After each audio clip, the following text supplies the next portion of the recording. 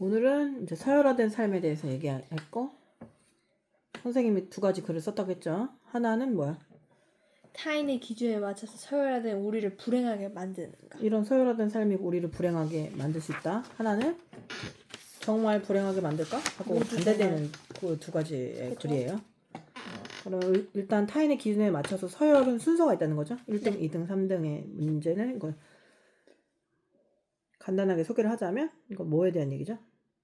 서열화 관한 이야기인 것 같고, 우리 주변에서는 되게 막 직장에서 뿐만이 아니고 뭐 주변 학교 생활 뭐 거기에서도 서열화로 되고 그렇게 생각하는 사람이 많기 때문에 그 부분이 우리에게 이로운 점과 불행한 점을 내용이 들어가 있는 것 같아요. 이로운 점에 대해서 얘기하고 있어요, 내가. 그러니까 이로운 점을 그렇게 딱 트집어서 얘기하는 게 아니고, 이제 첫 번째는 왜 우리를 불행하게 만드는가고, 그다음에 정말 우리를 불행하게 만들까. 그거는 이제 이거는 시각이 다른 거예요. 관점이 다른 거예요. 그렇죠. 하나는 긍정이고 하나는 부정이에요. 네. 이거는 부정적인 관점으로 선생님이 썼다고 했잖아요. 네. 그러면은 거기 논거, 증거가 근거가 뭐예요? 일단은 우리가 불행하게 만드는가에서는 일단은 몰입과 전문성이 방해가 된다. 그리고 사고를 경직시키고 시야를 좁힌다. 네.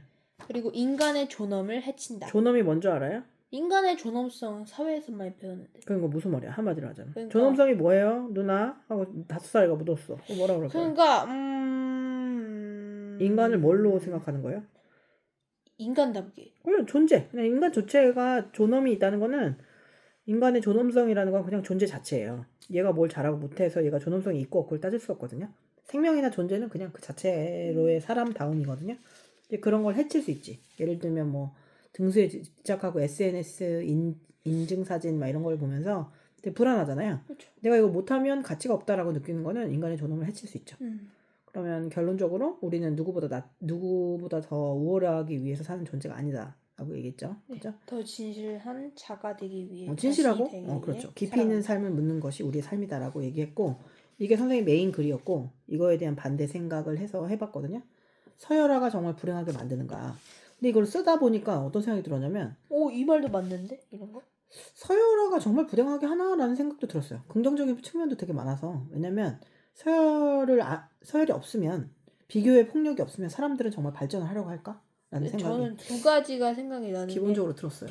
처음에는 되게 불행하게 만들까 이 부분에 되게 많이 동의를 하고 동감하는 부분이었는데, 이 글 읽고 정말 모두를 불행하게 만드는가 이 글에서 읽고 뭔가 딱 두 가지가 기억에 남아요.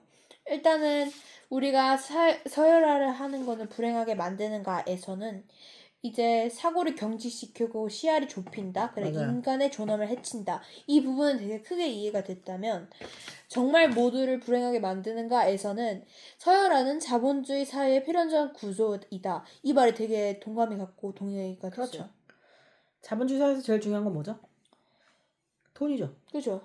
사람들은 내 돈을 왜 써요? 이로우니까. 이롭다는 사람이 거는 나보다 더 도움이 낫다. 되니까. 그죠? 좋다라는 거죠. 그래서 희소성이거든요. 응. 모두가 차은우면 차은우한테 사람들은 환호하지 않죠. 차은우가 희소성 있잖아요. 그죠? 나랑 다르고 저렇게 되고 싶고 저런 사람 옆에 있고 싶고 저 사람의 여자가 되고 싶고 이런 게 사람의 욕망이거든요. 그 욕망을 자극하는 게 서열화이기도 해요. 그래서 선생님 무슨 책에서 우리가 아름다움을 엄청나게 막 신봉하잖아요. 아름다움이 전부인 것처럼 외적인 아름다움을 얘기하는 거는 그 외적인 아름다움이 우리를 경멸하기 때문이라고. 그런 것 같아요. 모두가 아름다우면 누가 아름다움을 보고 그렇게 환호를 하겠어요? 누가 진짜 완전한 이목구비에 대해서 지나치게 환호를 한다는 거는 어떻게 보면 자기가 정말 못생겼다는 얘기도 되는 것 같아요. 그렇지 않나요? 남의 외모에 대해서 그렇게 환호를 할까? 그래서 이제 이런 서열이 아예 없다면 사람들이 너무 자의적으로 자신을 판단하게 되잖아요. 그렇잖아요.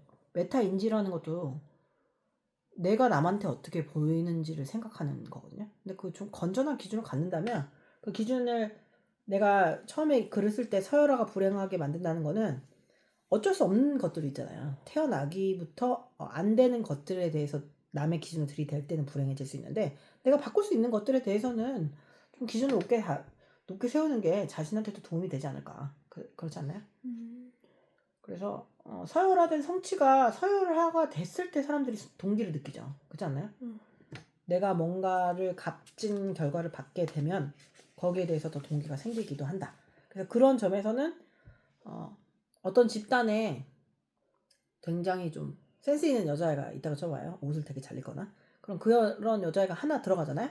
그럼 그 집단의 대부분의 여자애들이 세련돼지거든요. 그러니까 그게 걔가 준 거가 되기 때문이에요.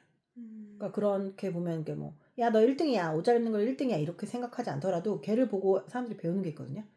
그래서 그 아이랑 같이 쇼핑 다니다가 맞지. 갑자기 애들이 다 멋있어진다거나 그 남자아이가 옷을 잘 입기 시작하면서 그 주변의 남자아이들이 되게 스포티해진다거나 저는 그런 걸 되게 많이 봤어요. 그러니까 좀 뭔가를 잘하거나 서열에서 좀 높은 아이들하고 어울리는 것 자체가 그렇게 부정적인가라는 생각 글을 쓰면서 하게 됐어요. 그죠? 근데 선생님이 걱정되는 부분은 우리가 만든 기준은 우리의 기준이 아니라 남이 만들어놓은 기준일 수 있잖아요. 근데 거기에 대해서 너무 경직되게 생각하면 뭐 지능 아니면 뭐 외모 이렇게 너무 그거 하나에 메모리 돼버리면 다른 생각 못 할까봐 그런 게 좀 걱정되는 부분이고 그래서 내가 이 반대의 글을 쓰면서 서열 자체가 악인 게 아니라 그 기준에 대한 확립이 중요하지 않나 이런 생각을 했어요. 민서는 어디에 대해서 더 동의해요? 처음에는 그냥 불안하게 만드는 거에 대해서 되게 공감도 하고 동의를 했고 거의 그쪽이었는데 서열화는 정말로 우리를 불행하게 만드는가에서 서열화는 자본주의 사회 필연적 구조이다. 이 딱 한 문장을 보고 설득이 당해버린 거예요. 그래서 50% 정도이지 않을까. 민서는 커서 부자 되고 싶잖아요. 그죠? 부자를 되려면 나 자신을 알아야 되고 나 자신과 더불어서 사회가 필요로 하는 게 뭔지 이 두 가지를 다 알아야 되거든요. 내가 잘하는 거, 사회가 나한테 필요로 하는 거. 그 두 가지를 다 아는 거는 그런 거는 어떤 기준점이 좀 필요하기도 하죠. 사회적 기준점.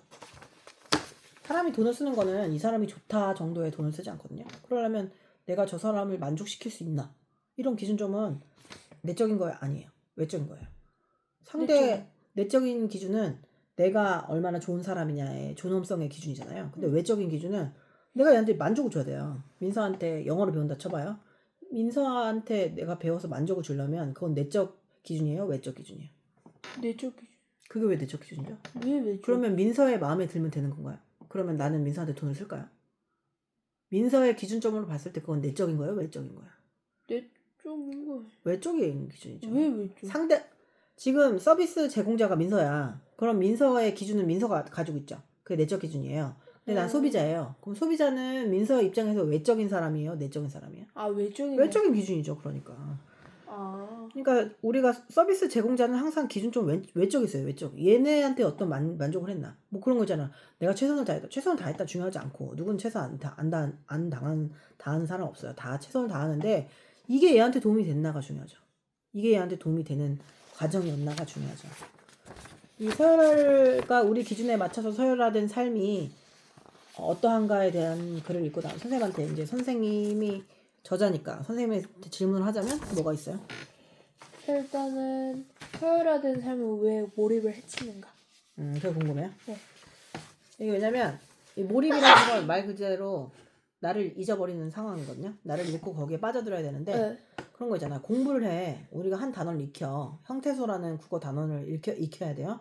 근데 목적이 그거를 다 아는 게 중요하잖아요. 그게 전문성이란 말이에요. 그걸 정확하게 아는 거. 근데 그게 아니라 내가 얘보다 못하면 어떡하지? 나 얘 때문에 2등하면 어떡하지? 막 그런 생각을 하느라고 오히려 텍스트 자체를 집중 못하고 딴 생각을 할 수 있어요. 이게 전문성이라는 거는 막 되게 몰입을 해가지고 거기에 그 많은 문장을 한 문장으로 얘기했을 때 전문성이 확립이 되는데 오히려 그거는 제밥에는 관심이 없고 제사에는 관심이 없고 제밥에만 관심이 있는 경우 있잖아요. 1등에서 박수 받기, 1등에서 장학금 받기 그런 외적인 거에만 신경을 쓰면 그 텍스트 자체를 익히지 못한다고 생각해요. 그래서 전문성을 얻기 위해서는 그냥 나를 잊어버리는 경험, 그 텍스트에 빠져버리는 경험을 해야 되는데 그거는 얘가 나보다 잘하면 어떡하지라는 생각으로는 절대 그럴 수 없어요.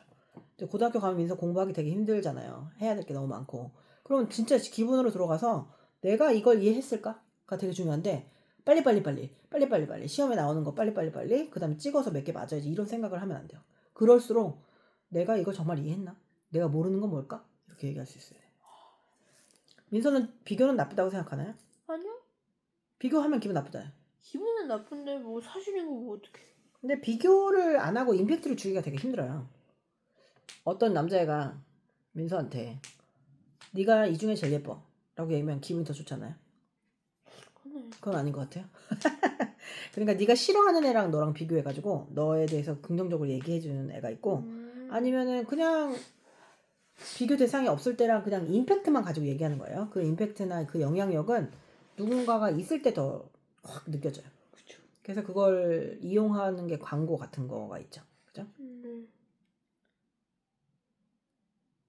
나만의 서열을 만든다면 민서한테 내적인 서열을 얘기하는 거예요. 민서 자신. 네. 민서가 생각하는 가치는 뭐가 있고 그 기준점은 순서대로 하자면 뭐가 있어요?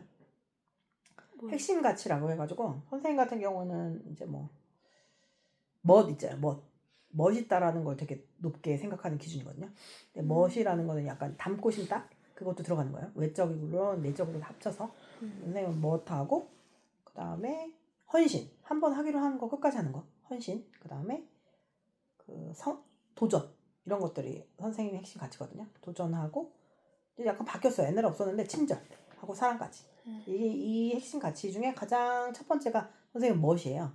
두 번째가 친절이고. 민서는 그런 걸로 가치를 매기자면 뭐 약간 세계관이라고 볼 수도 있겠죠. 민서가 세상을 보는 방식이니까. 1위는 책임감. 책임감. 민서 그리고 어려서부터 책임감이라는 말을 많이 했던 것 같아요. 그리고 2위는 그리고 좀 유머? 2위는 유머. 그래. 유머도 들어가요. 맞아요. 멋에도 들어가요. 2위가 유머예요? 네. 크네요. 그다음에 3위는 협동. 협동이요? 의외로요? 왜요? 원래 그러면서 사람의 여러 모습도 보고 음. 더 성장할 수 있는 거니까. 근데 내적인 서열은 좀 긍정적일 수 있어요. 내가 선택한 건데. 근데 외부적인 서열은 우리가 어쩔 수 없잖아요. 네. 외부의 기준으로 누군가를 민서가 원치 않는 서열을 만들었는데 민서가 꼴찌야. 그러면 그걸 어떻게 다룰 수 있겠어요? 거기서도 이기면 되죠. 이길 수 있는 쪽으로 하겠어요? 그렇죠. 그래서 이제 내가 이제 외부 기준으로만 두면 되게 속상하고 스트레스 받는 때가 있잖아요. 어쩌다 보니까 내가 엄청 부자들하고 같이 모였어. 그래가지고 그 부자 중에 내가 제일 가난해. 그럼 현재 상태는 내가 되게 스트레스 받는 상태잖아요. 그래서 그런 거를 보면은 자기 회복을 좀 되게 할 필요가 있어요. 회복 탄력성을 길러서 지금 내가 여기서는 그런데 지금 그렇다라고 이렇게 그거를 전체 인생의 한계로 두지 말고 지금 현실의 한계로만 생각하는 것도 좋을 것 같아요. 이게 사람이 비교 대상이 없는 경우는 거의 없어요. 주변 사람들을 비교를 하거든요. 어떤 굉장히 아름다운 여자가 있어서 정말 난 이 사람 선녀 같다고 해가지고 어떤 신령님이 그 남자를 데리고 와서 그게 무릉도원이었나? 옛날에 고전에서 읽었거든요. 그 여자들을 반한 거예요. 그 남자가. 그래서 정말 예뻤어요. 그 여자를 데리고 선녀한테 데려갔더니 선녀들만 있는 거예요. 천상계로 간 거예요. 그 예쁜 여자 데리고. 오야. 장원영을 데리고 천상계로 간 건데 그러니까 남자가 그렇게 얘기했어요. 원숭이 같이 됐어요. 나의 사랑하는 여자가. 그러니까 이야. 그게 막 엄청 이쁜 여자도 그냥 우리 동네에서 예쁜 거고 그냥 다른 기준에서 들어가면 되게 이상해질 수 있잖아요. 사람의 기준은 늘 바뀌니까. 그래서 그런 외부적 기준에 너무 휘둘리면 어디 갈 때마다 남의 눈치를 보게 되는 것 같아요. 그래서 이제 선생님이 정리를 하자면 서열화는 긍정적으로 볼 수 있다. 언제? 그 내적 기준에 따라서 성취 원동력이 될 때만. 그죠? 외부의 기준은 어떻게 한다? 외부의 기준에 따르려고만 하지는 않는다. 그렇죠? 자신의 내적 기준을 분명히 한다. 라고 얘기해주고 싶어요. 민서가 정리를 하자면 서열화의 장점과 단점에 대해서 정리해보세요. 서열화는 일단 장점은 자본주의 사이의 이제 필연적 구조이기도 하고 자기 기준을 세우는 데 도움이 되기도 합니다. 그리고 사인의 기준에 맞춰서 우리가 좀 불행해지는 점은 이제 몰입과 전문성이 방해가 되고 이제 사고를 경직시키고 시야를 좁힌다는 점. 민서는 그게 가장 인상적이에요. 예. 서열화가 시야를 좁힌다는 거 이해했어요? 네, 시야를 좁힌다. 왜냐면 외모에 자꾸 외모 얘기만 자꾸 하는 거예요. 그거에 매몰돼서. 그러니까 그 외모라는 게 우리가 TV에 나오는 여자 애들은 굉장히 돈이 많이 필요하게끔 만들어진 상업성을 가진 아이들이거든요. 네. 근데 그런 거 말고 그냥 일상적으로 볼 수 있는 사람들의 외모 수준은 그 아이돌하고는 되게 다르죠. 물론 아이돌은 무대에 있으니까 얼굴이 작고 비율이 좋아야 눈에 확 띄죠. 그리고 그런 반바지 같은 거 뭐 이런 액세서리를 상품을 부각시키려면 말을 수밖에 없어요. 그게 다 경제적인 원리로 다 적용이 되는 건데 그냥 일반적인 사람이 저런 모양으로 걸어 다니면 좀 너무 무섭지 않아요? 좀 열린 생각을 외모에 대해서도 가질 필요가 있고 뭐 내가 지금 나를 사랑한다 아름답다 이런 식으로 저차원적인 그냥 모든 F의 위로가 아니라 진짜 아름답다라는 게 알음에서 왔거든요. 나를 아는 거예요. 그러니까 내가 어떨 때 가장 매력이 극대화되는가를 좀 알 필요가 있죠. 알음에서 오는 거야. 알음은 나를 알음으로써 생기는 나다움이에요. 한국말이 예쁘죠? 그죠? 그 서열화에 대해서 한마디 하자면 서열아 우리에게 이로운 점도 있지만 불행한 점도 여러 가지 있다. 서열화 선생님은 내적인 시스템이 된다면 변화의 원동력이 된다.